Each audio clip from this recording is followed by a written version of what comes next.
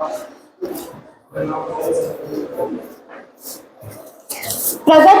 सदा करता वही, प्रगति सदा करता वही जिसको है यह ज्ञान, अनुशासन ही डालता है मृत सपनों में जान, अनुशासन ही डालता है मृत सपनों में जान।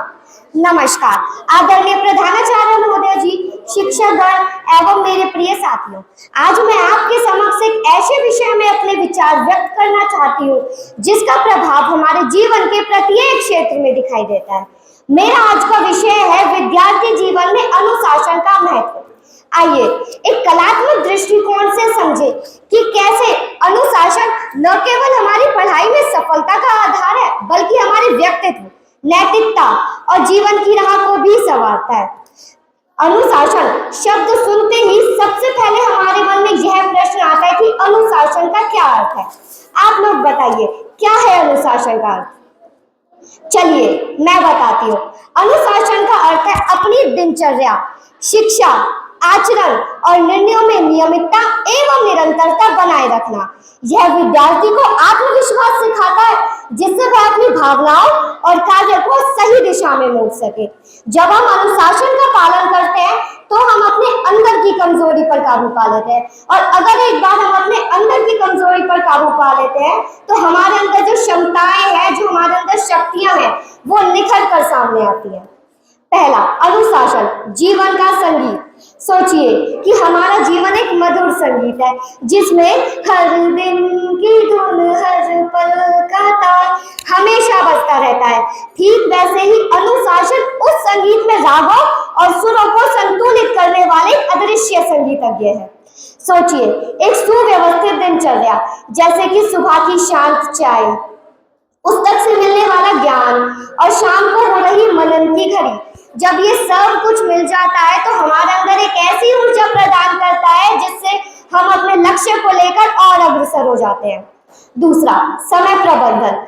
आप लोग बताइए कि विद्यार्थी जीवन में सबसे कीमती संसाधन क्या है? कोई बात नहीं, मैं बताती हूँ। विद्यार्थी जीवन में सबसे कीमती संसाधन है समय। कल्पना कीजिए कि एक कलाकार है, उसके पास बस एक ही कैनवस है और उसे उस एक ही कैनवस पर कई सारे चित्र बनाने हैं। ठीक वैसे ही हमारे पास भी हर दिन केवल कुछ घंटे होते हैं जिनमें हमें अपने कई सारे काम पूर्ण करने होते हैं। यही चीज हमें अनुशासन से सीखनी है कि कैसे कम से कम समय में हम अपने ज्यादा से ज्यादा कार्यों को पूर्ण कर सकें, कैसे पढ़ाई, खेलकूद और अवकाश के बीच संतुलन बनाए रखें। तीसरा, सामाजिक जीवन में अनुशासन का महत्व। जब हम अनुशासन का पालन करते हैं तो हम समाज में न केवल इज्जत और सम्मान प्राप्त करते हैं बल्कि आगे चलकर एक आदर्श नागरिक के रूप में भी अपनी भूमिका निभाते हैं। चौथा, लक्ष्य निर्धारण। हर विद्यार्थी के जीवन में एक लक्ष्य जरूर होना चाहिए। वह लक्ष्य है जो हमें प्रेरणा दे, वह लक्ष्य है जो हमें अटल बनाए रखे, वह लक्ष्य है जो हमारे सपनों को साकार करे। अनुशासन हमें छोटे छोटे कदमों से बड़े लक्ष्यों तक पहुंचने का मार्ग दिखाता है। समझिए कि कैसे एक कलाकार अपनी कला की मदद से कैनवस को रंगीन बनाता है, वैसे ही हम अनुशासन की मदद से अपने जीवन को रंगीन बना सकते हैं, जहां हर रंग हमारे सपनों और उपलब्धियों का प्रमाण होगा। आज का यह विद्यार्थी कल का नेता, वैज्ञानिक, कलाकार और एक उज्जवल नागरिक है। अनुशासन ही वह नींव है जिस पर हम अपना भविष्य संवारते हैं। आइए अंत में मैं बस सही कहना चाहूंगी कि अनुशासन एक सुनहरी कुंजी है जो विद्यार्थी जीवन के हर दरवाजे खोलती है। आइए अब हम सब मिलकर अपने जीवन को अनुशासित बनाएं, खुद को तराशें और अपने सपनों को साकार करें। अंत मैं दो पंक्तियों के साथ अपनी वाणी को विराम देना चाहूंगी कि अनुशासन की सराहना करना एक बात है, कि अनुशासन की सराहना करना एक बात है और अनुशासन के लिए समर्पित होना एक महान बात है। अनुशासन के लिए समर्पित होना एक महान बात है। धन्यवाद। मैं उस देश की नागरिक हूँ जिसके होठों में गंगा और हाथों में तिरंगा है। मैं उस देश की नागरिक हूँ जिसके होठों में गंगा और हाथों में तिरंगा है। वो देश जो कभी सत्यम शिवम सुंदरम, कभी वंदे मातरम, तो कभी पंजाब, सिंध, गुजरात, मराठा, द्रविड़, उत्कल, बंगा है। मेवात क्षेत्र में स्थित इस पावन विद्यालय को मैं प्रणाम करती हूँ और इस विद्यालय को शिखर तक ले जाने वाली आदरणीय प्रधानाचार्य जी श्रीमती अर्चना सिंह को मैं नमन करती हूँ। मैं नमन करती हूँ इस विद्यालय के प्रमुख स्तंभ श्रीमान सतीश जी को और इस विद्यालय के सभी शिक्षकों की विद्वता को जो अपने परिश्रम से इस विद्यालय को सींचते हैं। मैं प्रणाम करती हूँ इस विद्यालय के प्रांगण में तारों की भांति जगमगा रहे आप सभी छात्रों को। नमस्कार, मैं कल्पना आज आप सभी के समक्ष राष्ट्र निर्माण में युवाओं का योगदान विषय पर अपने विचार साझा करने जा रही हूँ। सर्वप्रथम मैं आपको बता दूं कि युवा होता क्या है। क्या होता है युवा? युवा अंतरतम का त्याग है, युवा परिवर्तन का राग है, युवा परिभाषा है साहस की, युवा शक्ति है जनमानस की। युवा मतलब एक नई सोच, युवा मतलब एक नया नजरिया जो समाज के हर हिस्से में बदलाव ला दे। स्वामी विवेकानंद जी ने एक बार कहा था कि मेरा विश्वास युवा पीढ़ी यानी आधुनिक पीढ़ी में है और इसी में से मेरे कार्यकर्ता निकलेंगे। महोदय, आज भारत ने बहुत तरक्की कर ली है। अरे, जब दूसरे देश अपना भूगोल पहचान रहे थे तब भारत के युवाओं ने ब्रह्मांड खोज दिया। दुनिया 1, 2, 3 में व्याकुल थी, भारत के युवाओं ने शून्य दे दिया।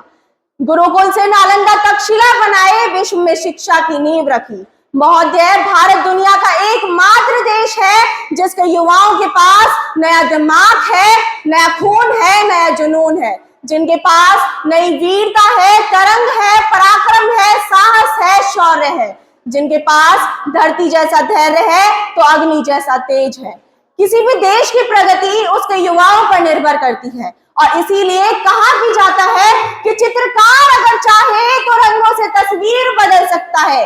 कि महोदय, चित्रकार अगर चाहे तो रंगों से तस्वीर बदल सकता है और युवा अगर चाहे तो देश की तकदीर बदल सकता है, तकदीर बदल सकता है।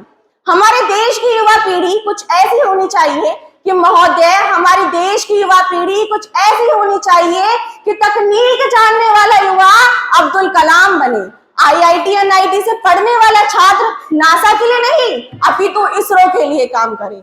हमारे देश का युवा आगे आए और देश के हित में नीरज चोपड़ा की तरह भाला फेंके। हम क्रिकेट, हॉकी, फुटबॉल, कबड्डी खेलें तो भारत के लिए खेलें।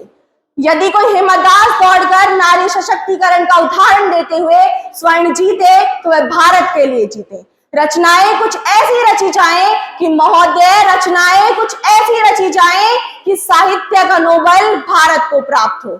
हम शिष्टाचार कुछ यूं अपनाएं कि चीन, जापान और अमेरिका से पहले भारत का नाम हो। कुछ पंक्तियों के साथ मैं युवा पीढ़ी का जोश बढ़ाना चाहूंगी कि जमीन पर बैठकर क्यों आसमान देखता है, कि जमीन पर बैठकर क्यों आसमान देखता है, अपने परों को खोल, जमाना सिर्फ उड़ान देखता है। लहरों की तो फितरत है शोर मचाने की, कि लहरों की तो फितरत ही है शोर मचाने की, मगर लक्ष्य सिर्फ उसी का होता है जो नजरों में तूफान देखता है, नजरों में तूफान देखता है। हमारे प्रेरणा स्रोत स्वामी विवेकानंद जी कहा करते थे कि यदि मुझे 100 ऊर्जावान युवा मिल जाएं तो मैं इस देश की दशा और दिशा दोनों बदल कर रख सकता हूं। ऐसे में हम तो 60 करोड़ हैं, हमारे लिए क्या कठिन। इसलिए मैं युवाओं से सिर्फ इतना कहना चाहूंगी कि अपने अंदर का जोश जगाओ, कि अपने अंदर का जोश जगाओ, नजर भी बदलेगी और नजरिया भी बदलेगा। कि महोदय, नजर भी बदलेगी और नजरिया भी बदलेगा, मगर पहले सोच में बदलाव लाना पड़ेगा।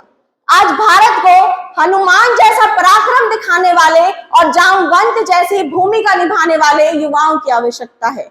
कि जब हम हनुमान बने तो सूरज निकला करते हैं, और महोदय ये बात पूरी दुनिया जानती है कि जब हम हनुमान बने तो सूरज निकला करते हैं, और जब हम कृष्ण बने तो कालिया नाग दमन कर सकते हैं। और वैसे भी हम सभी भारत के वो युवा हैं जो नामुमकिन को भी मुमकिन बना दे, कि जो नामुमकिन को भी मुमकिन बना दे। ऐसे दिलेर हैं हम, पूरी दुनिया को झुकाना आता है, कि हमें पूरी दुनिया को झुकाना आता है, क्योंकि शेर हैं हम। इसी के साथ मैं युवाओं का आह्वान करना चाहूंगी कि उठो जवान देश की वसुंधरा पुकारती, कि उठो जवान देश की वसुंधरा पुकारती, ये देश है पुकारता, पुकारती मां भारती, पुकारती मां भारती। जय हिंद, जय Bharat.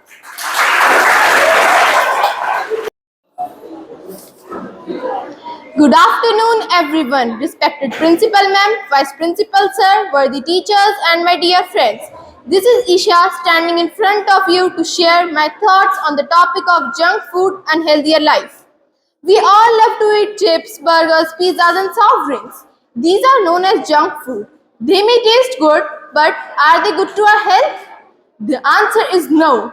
Junk food has low nutrition and is full of sugar, salt, and unhealthy fats. Eating it often may lead to many health problems like diabetes, heart disease, and poor digestion. It also affects our brain and makes us feel lazy and tired. As the famous saying goes, you are what you eat. It means if we eat unhealthy food, our body will also become unhealthy. Some people say we eat junk food just for the taste and fun, but is a few minutes of taste is more important than a long-term health. Mahatma Gandhi once said, "It is a health that is real wealth, but not the pieces of gold and silver." It means our health is more important than anything else in the world. So friends, it's okay to eat junk food once a while, but not every day. We should choose healthy food meals like fruits, vegetables, grains that give us energy. A healthy body is a true weapon of warrior. So let's break out from this unhealthy life cycle and give a rise and take control to our choices and live a life of true champions, because this war is personal. It's about our future and it's about our power. And yet, millions of people fall in this trap every day. But not us. But not us, because we are the warriors. As a student, we need healthy food to grow, stay active, and do well in school. Fruits, vegetables, and milk provide all of these. Junk food also affects our brain and reduces our concentration. Our body needs vitamins, minerals, proteins to grow, but junk food doesn't provide any of these. It only fills our stomach. We must understand the importance of eating healthy food like fruits, vegetables, milk, and grains. Drinking enough water, getting 8 hours of proper sleep, and playing outdoor games also help us to live a healthy life. Poor diet quality can negatively impact our mental health and leads us to many health problems like anxiety and depression. Government regulations such as restrictions on junk food and promotion of healthy food meals can play a main role in improving public health. So friends, let's remember this quote: eat good, feel good, and live good. It means if we eat good, we feel good and live a good life.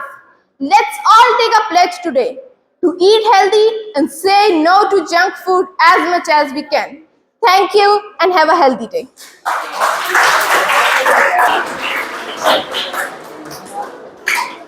वसुधा का नेता कौन हुआ, भूखंड विजेता कौन हुआ, अतुलित यश क्रेता कौन हुआ, नवधर्म प्रणेता कौन हुआ, जिसने न कभी आराम किया, विघ्नों में रहकर काम किया, विघ्नों में रहकर काम किया।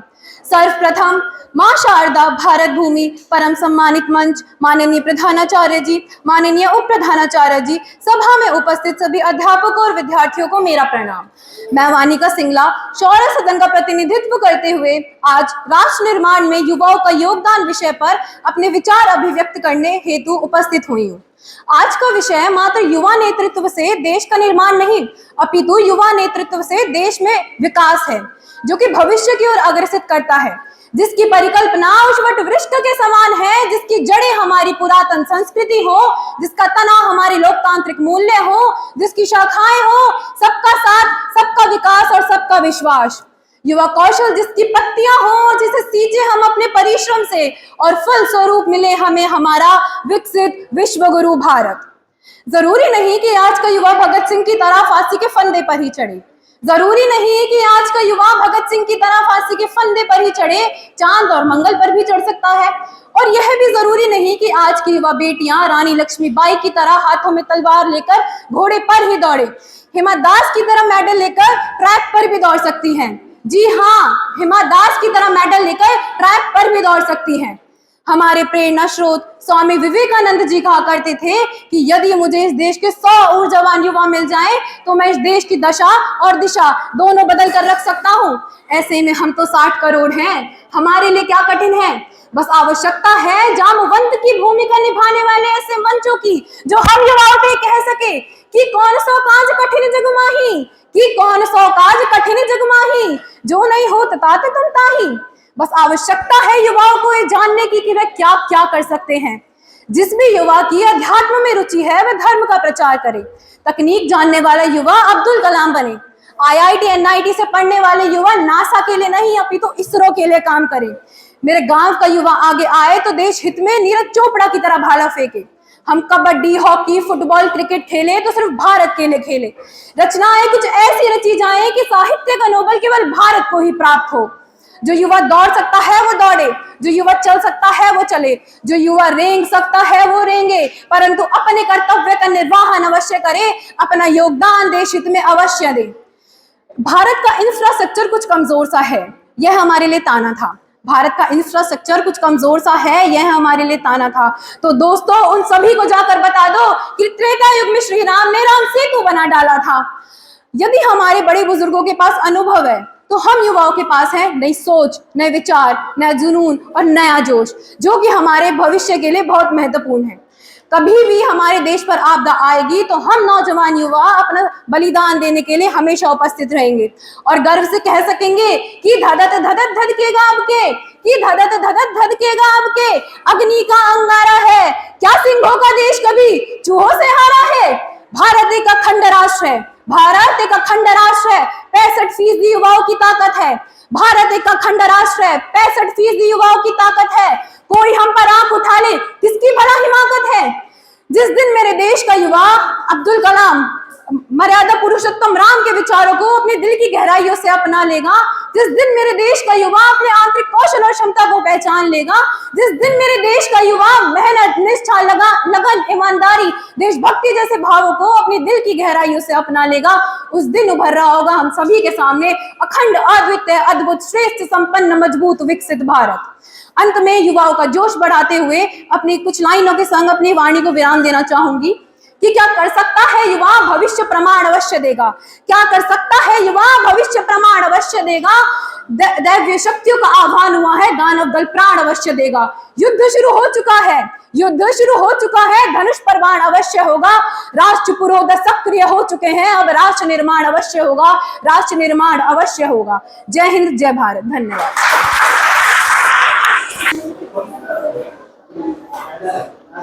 Good afternoon, everyone. Today, I want to share my thought on a topic that touches almost every part of our life: social media. What actually social media is? Social media is a way to connect people. We all use it every day. It lets share photos, videos, messaging with their friends and their family members. We see news and learn new ideas and even join the groups with people. But social media makes our life better and also brought problems. It is boon or curse. Let's take the story of Dolly Chaiwala as an example how to social media can great help of our boon. Dolly Chaiwala is tea seller. He started day selling chai from small tea stall. He dressed eye-catching clothes and funky sunglasses. His videos and photos went viral, are reaching the millions of people. A turning point in his journey when Bill Gates posted the video with Dolly. Thus, Dolly Chaiwala is the clear example how to social media for someone. Great world is full for such examples these days like Bada Pagal. Now, let's talk about the darker side of social media. Many people waste time on social media by getting endless loop of scrolling and clicking. And they often open their favorite apps to check their notifications. And before they know it, hours have passed. Instead, doing homework and working or spending quality time with family, they end up watching funny videos and and scrolling the countless posts and reacting the pictures without any clear purpose. In this way, social media takes a lot of time when we use it on more productive and meaningful activities. Social media can also become a curse when it start hurt someone. It's make them feel very sad and low about themselves, and even the depression. Now let's understand with an example. A tragic story of a named Priya. Priya was the aspiring model who shared her photos and videos on social media platforms like Instagram. When she initially gained a positive attention, at that time when he was the target of cyberbullying. His users began cruel comments on about appearance and lifestyle. Now,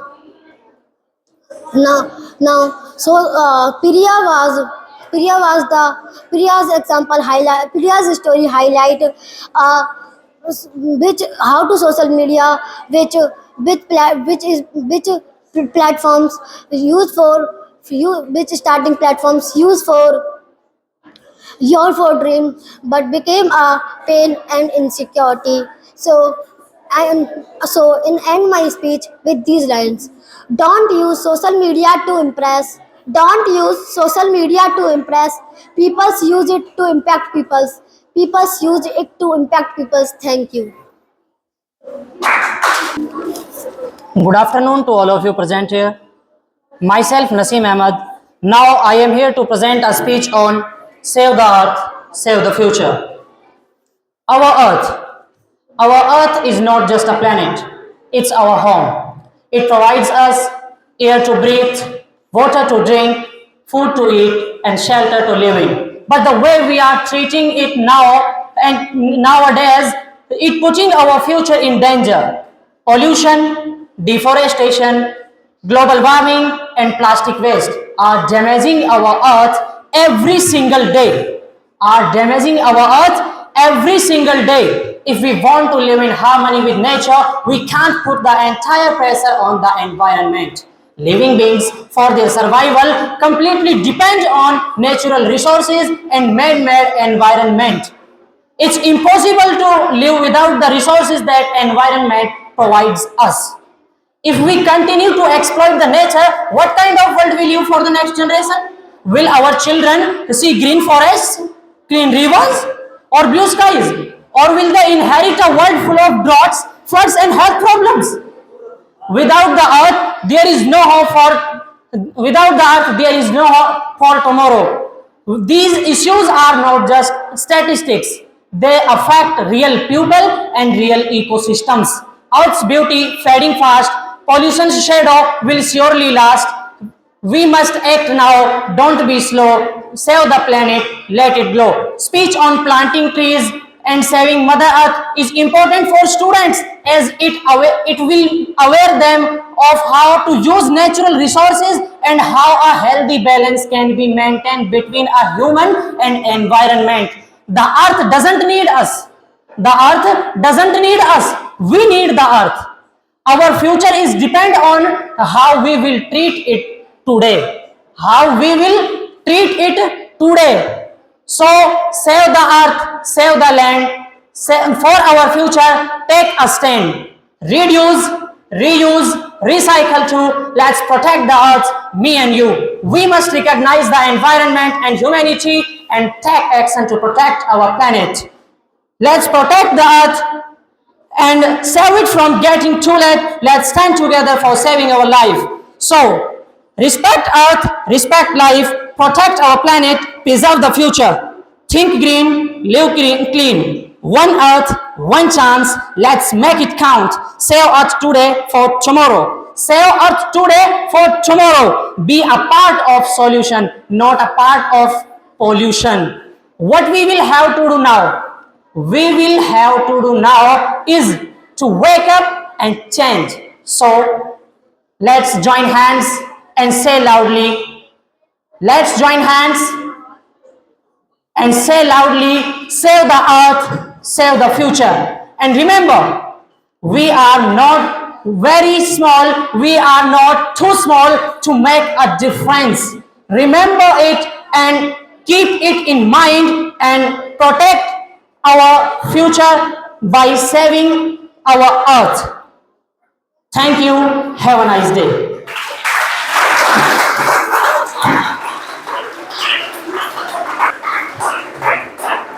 काप्चेष्टा बको ध्यानम स्वाम निद्रा तथैव च अल्पहारी गृह त्यागी, अर्थात कोई की तरह चतुर, बगुले की तरह ध्यान देने वाला, स्वाम की तरह कम निद्रा व कम खाने वाला, व गृह का त्याग करने वाला ही विद्यार्थी के 5 लक्षण हैं। कितने ही आए गए धरती पर इंसान, अनुशासन में जो रहे वही बने महान। नमस्कार आदरणीय प्रधानाचार्य जी, उप प्रधानाचार्य जी, शिक्षकगण, अभिभावकगण एवं मेरे प्रिय साथियों। मैं नैतिक कक्षा 9वीं का छात्र आज आप सभी के समक्ष छात्र जीवन में अनुशासन के विषय में अपने विचार प्रस्तुत करने जा रहा हूँ। आशा है कि आप ध्यानपूर्वक सुनेंगे और मेरा उत्साह बढ़ाएंगे। छात्र जीवन में अनुशासन। छात्र जीवन हमारे जीवन का सबसे सुनहरा समय होता है। यह वह समय होता है जब एक छात्र अपने भविष्य की नींव रखता है। जिस तरह एक बड़ी इमारत को नींव की जरूरत होती है, उसी तरह एक सफल विद्यार्थी के जीवन की नींव है अनुशासन। वो कहते हैं ना, व्यर्थ कभी मत बैठना, करते रहना काम, अनुशासन से एक दिन पालो नया मुकाम। एक सवाल है आप सबसे, क्या आपने कभी सोचा है जो विद्यार्थी कक्षा में चुपचाप बैठा रहता है, ना ज्यादा बोलता है, ना दिखावा करता है, बस हर रोज थोड़ा आगे बढ़ता जाता है, वो ऐसा क्या कर रहा होता है जो बाकी नहीं कर रहे? सिर्फ एक चीज, अनुशासन। न शोर करता है, न दिखावा करता है, बस हर रोज खुद से एक वादा करता है कि जब दुनिया सो रही होगी मैं अपने सपनों को जगा रहा होऊंगा। दोस्तों, सपनों से कुछ नहीं होता, सपने सबके होते हैं। कोई क्रिकेटर बनना चाहता है, कोई आईएएस, तो कोई साइंटिस्ट, तो कोई डॉक्टर, लेकिन सपनों के लिए चाहिए संघर्ष, और संघर्ष के लिए चाहिए अनुशासन। अनुशासन का मतलब क्या है? हर रोज वो करना जो तुम्हें तुम्हारे मंजिल के करीब ले जाए, चाहे मन करे या ना करे। जो अलार्म में उठता है, मोबाइल से दूर किताब को चुनता है, वही खिलाड़ी, वही योद्धा जिंदगी की जंग जीतता है।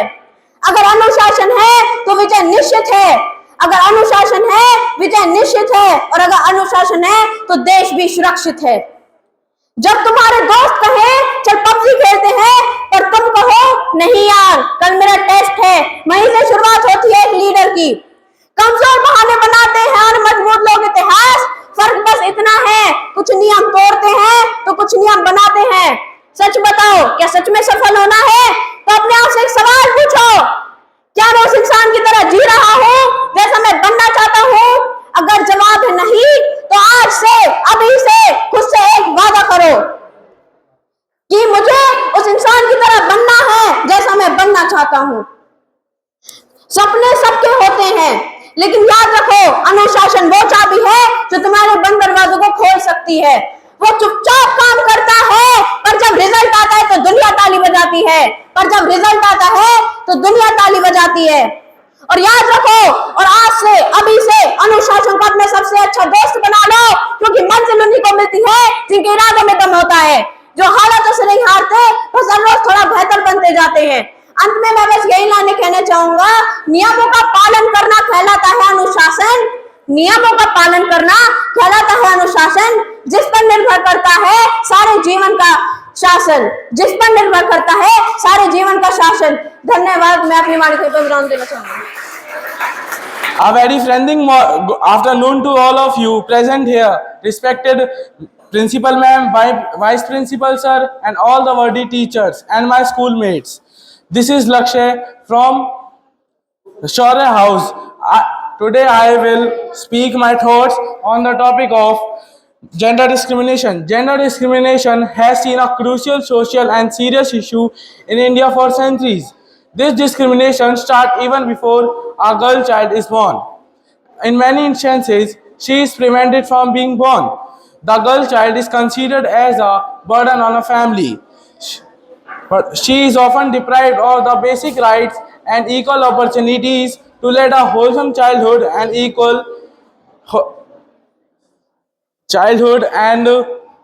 adult life. Yat naryastu pujante ramante tatra devta. This means where women are worshipped, there the god decides. In the past, from birth till death, women had all the rights that men had. But with the time, those rights were snatched from the women because of the dictator of the society.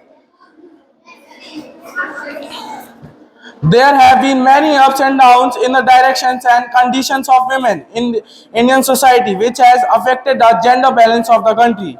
If we see the historical points of the main reason for the discrepancy is in the sex ratio is the religious structures conservative thinking towards the woman. Now I ask a silly question to you. What is discrimination?